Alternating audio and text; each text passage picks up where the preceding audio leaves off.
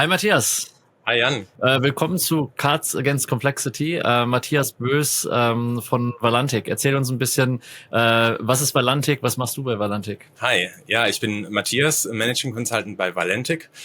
Valantic, wir stehen für das digitale Jetzt und wir sind eines der am schnellsten wachsenden Digitalberatungs- und Lösungsunternehmen am Markt. Wir haben ein einzigartiges Kundenangebot, was sich über Strategieberatung, unserem tiefgreifenden Branchen-Know-how bis hin zu Softwarelösungskompetenz erstreckt und das Ganze in 5 Divisionen aufgeteilt. Zum einen in Financial Industry, dann haben wir Smart Industries, ERP Consulting, Customer Experience Consulting und eben Digital Strategy und Analytics. Ja, und dort bin ich in meiner Funktion verantwortlich für ein Team, das sich mit Marketing, Sales und Serviceprozesse beschäftigt, quasi in der Division Customer Experience. Und in meiner Rolle für die Neukundenakquise und Bestandskundenausbau verantwortlich. Super spannend. Also ich meine, Serviceprozesse ist unser täglich Brot. Ich komme selbst aus der Beratung. Ich glaube, also wir haben irgendwie viele Gemeinsamkeiten, wo wir gleich mal reinspringen können. Aber ich glaube insbesondere Dinge, die auch Kunden mitnehmen können aus deiner und eurer Erfahrung. Da springen wir gleich rein. Bevor wir das machen, lege ich einmal hier unsere Cards Against Complexity auf den Tisch, auf den virtuellen. Und die müsstest du in einer Sekunde sehen. Mit denen wir starten da vorne. Für alle, die das Spiel noch nicht kennen und das erste Mal zuschauen, Cards Against Complexity, ähnlich wie Cards Against Humanity. Auf der linken Seite gibt's eine Karte, die drehen wir gleich um. Das ist ein Satz, den du vervollständigen musst und du hast 3 Optionen. Die sind wahrscheinlich nicht alle ganz perfekt. Schauen wir mal, was wir haben. Ne? Und eine wirst du auswählen müssen. So, du hast einen neuen Kickoff mit einem neuen Kunden. Ja? Also erstmal klasse, wir haben den Vertrag gewonnen, Kunde freut sich. Problem, deine ganzen Teammitglieder sind auf anderen Projekten und keiner hat Zeit. Also findest du schnell eine Lösung und stellst jemand Neues ein. Und das wird Elvis Presley sein, Nelson Mandela oder Christian Lindner. Wen holst du in dein Projekt rein? Das ist echt eine gute Frage. Alle 3 haben sicherlich ihre Stärken. Vielleicht aber nicht genau in dem Projekt, wo ich gerade unterwegs bin. Ja. Der Christian ist ja jetzt gerade frei geworden. Kapazität ist da, ja? Ja. Und er kennt sich sicherlich auch gut mit Zahlen aus. Ja. Ne? Entsprechend würde ich ihn mit ins Boot holen. Nehmen wir Christian Lindner mit an Bord. Ich glaube, da haben wir auch jemanden deutschsprachiges. Mit Elvis Presley hätten wir ein bisschen mehr Glitzer. Mit Nelson Mandela wahrscheinlich auch jemanden, der alle Parteien zusammenbringt. Mit Christian Lindner jemanden, der gerade Zeit hat. Das ist doch eigentlich ganz praktisch. Ja, und Zahlen sollte man verstehen können. Zahlen sollte man verstehen können im Customer Service und insbesondere natürlich in der Beratung hängt alles an Zahlen. Vielleicht bringst du uns mal rein in deine Arbeit aus der Perspektive von einem Kundenserviceleiter. Ich arbeite mit euch zusammen oder auch nicht und möchte eine Veränderung in mein Unternehmen reinbringen. Wie denkst du darüber nach, dass ich zum Start überhaupt mal einen Überblick darüber habe, was ich erreichen will, wie ich das erreichen kann, überhaupt mal irgendeinen Projektplan habe? Wo fange ich da an? Ja, das ist natürlich abhängig davon, wo stehe ich denn aktuell und wo möchte ich denn strategisch hin. In der Regel haben sich unsere Kunden natürlich schon Gedanken dazu gemacht, ne? Die wollen ihren Kundenservice beispielsweise verbessern, brauchen dann aber trotzdem Unterstützung, so die richtigen Schritte dann auch entsprechend zu gehen. Und wichtig ist, glaube ich, zu schauen und vom Kunden her zu denken, zu schauen, was möchte denn mein Kunde, was erwartet der jetzt gerade im Speziellen im Kundenservice. Kann ich zum Beispiel da einen Chatbot oder mit AI zur Lösung kommen oder möchte mein Kunde sich gar nicht mit einem Chatbot unterhalten? Ja. Das sind so grundlegende Fragen. Und da muss ich mir dann einfach Gedanken dazu machen, wo möchte ich denn hin? Möchte ich vielleicht auch irgendwelche KPIs verbessern? Habe ich denn vielleicht ein verteiltes Team? Habe ich vielleicht auch eine Altersstruktur, die einen Change notwendig macht? Habe ich ein altes System, was ich ablösen muss? Also das ist ganz vielfältig. Ich glaube, an allen Stellen muss man dann einfach die richtigen Fragen stellen, in die Discovery gehen, den Kunden verstehen und dann können wir da Lösungen erarbeiten. Und sagen wir mal, ich habe euch jetzt nicht im Team. Ne? Ich bin erstmal alleine, ich starte ohne externe Unterstützung.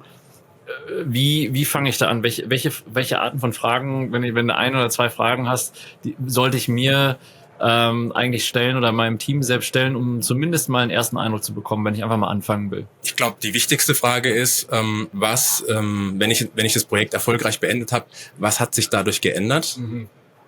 Also was wird besser? So quasi sich mal in die Zukunft reindenken. Habe ich dann wirklich auch eine Lösung geschaffen, die mich weiterbringt, oder muss ich vielleicht doch nochmal mir Gedanken machen und habe da das richtige Setup? Das ist so die eine Frage, die ich mir stellen würde. Und die andere Frage, vielleicht, wir haben ja vorhin drüber gesprochen, vielleicht irgendwie die unterschiedlichen Technologien, die ich heute habe, zu was also das wäre eine Sache, auf die du eingehen kannst, ich weiß nicht genau. Und die andere Frage ist, habe ich denn die richtigen Technologien auch ausgewählt, um mich quasi auf das nächste Level zu bringen. Ja, und jetzt habe ich irgendwie Technologien bei mir natürlich in der Organisation. Manchmal sind die neu, manchmal sind die alt. Ich muss natürlich mit dem arbeiten, was ich habe. Sagen wir mal, ich weiß jetzt, wo ich hin möchte. Ich habe meine Technologien angeschaut. Jetzt will ich da hinkommen. Was mache ich als nächstes? Wie teile ich mir den Plan ein? Wie denkst du drüber nach? Also wenn du jetzt selber Kundenservice-Leiter wärst, worüber soll ich nachdenken, damit ich die richtigen Schritte auch gehe? Also ich habe drüber nachgedacht, was möchte der Kunde, wo möchte ich hin? Jetzt ist es aber ganz wichtig, auch das Team, das ich aktuell habe, auch mitzunehmen. Ne? Ja.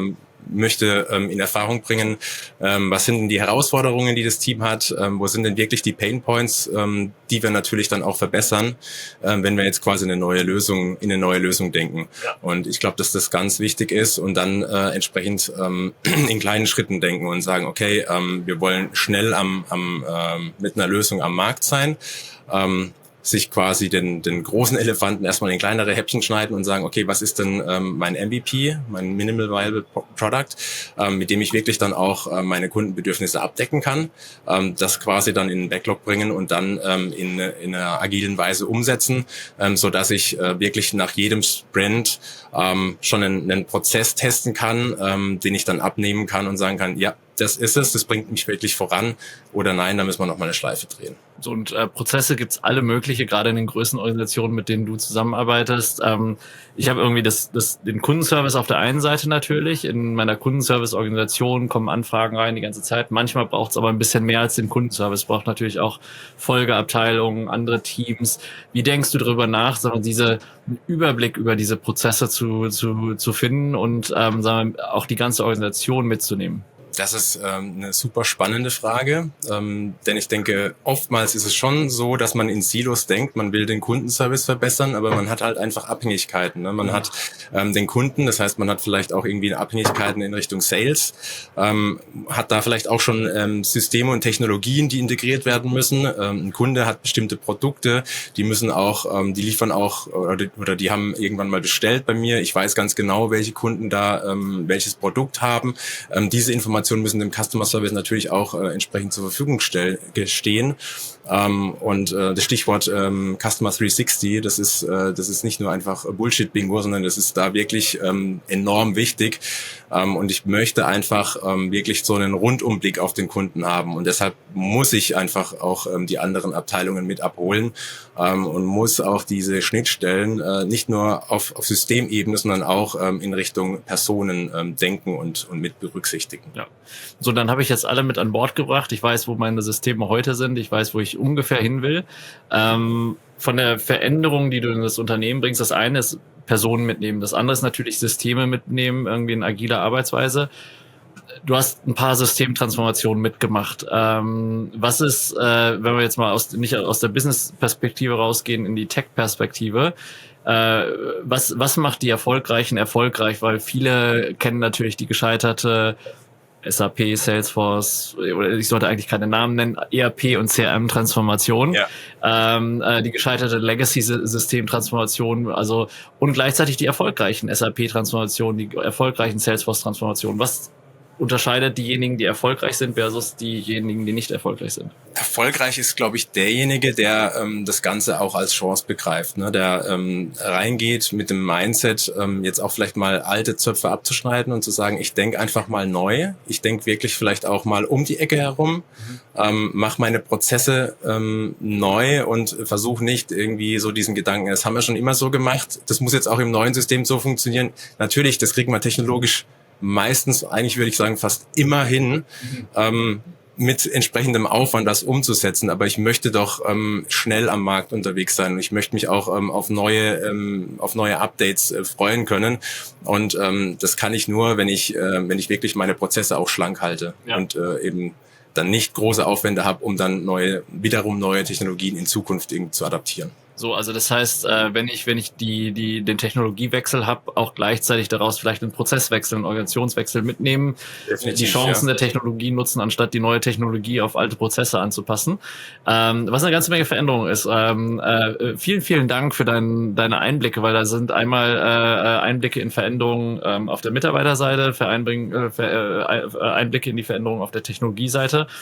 Und eine ganze Menge, die eigentlich unser neues Teammitglied erledigen muss. Egal, wen jemand wählt, Elvis Presley, Nelson Mandela oder Christian Lindner. Wir brauchen jemanden, der mit Zahlen, mit Mitarbeitern und auch mit Organisationen arbeiten kann, mit Technologie arbeiten kann, was ihr mit Valantic für eure Organisation macht. Vielen Dank, dass du dir die Zeit genommen hast. Sehr gerne. Vielen Dank.